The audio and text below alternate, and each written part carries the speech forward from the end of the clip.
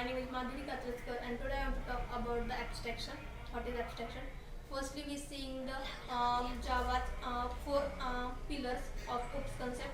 These are the polymorphism, inheritance, encapsulation, and abstraction. Then we will seeing in which we seeing the abstraction. What is meant by abstraction, or which way we use the abstraction.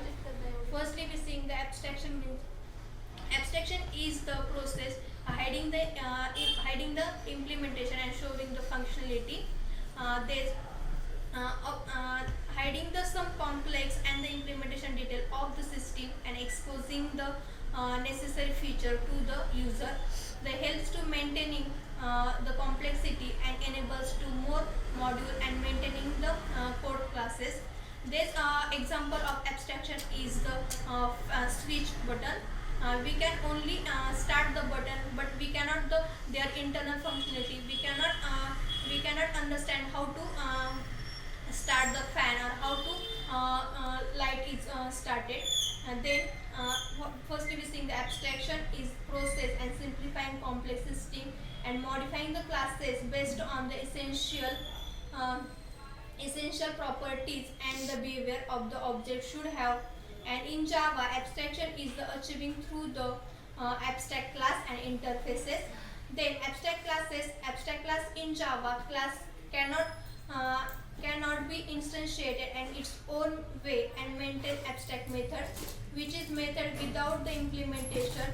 It can also included on concrete method and method with implementation and its field.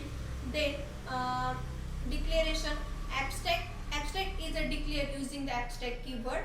Abstract method that do not have a body and must be implemented by the subclasses.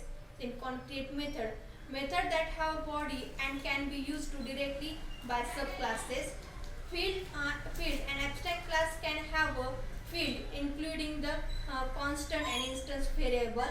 Constructor abstract class can have the constructor which can be invoked from the subclasses of constructor. Then interfaces interface in Java is reference type similar to the class that can be contain only constants, method, signature, default method and static method.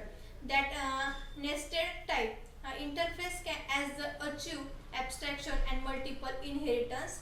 Then these are the some key points of the abstraction. Interface declare using the interface keyword. Abstract method, all method in the interface are abstract by default unless and they are static and default method. Then default method interface it include the default method with an implementation. Static method, the static method in which we cannot creating this object, they can automatically call, or we cannot creating this object. This class implemented by interface using the implement keyword and must be provided by implementation for all the abstract method. This abstraction is we seeing in our not only programming in OOPS concept but in our daily life, or we can use this the abstraction. This abstraction is mainly this have the many simplifying flexibility of this code. This flexibility of code, which means we can use this in Java programming as we can using them, and they simplifying, they are simple to using and using to the user. There's how many mainly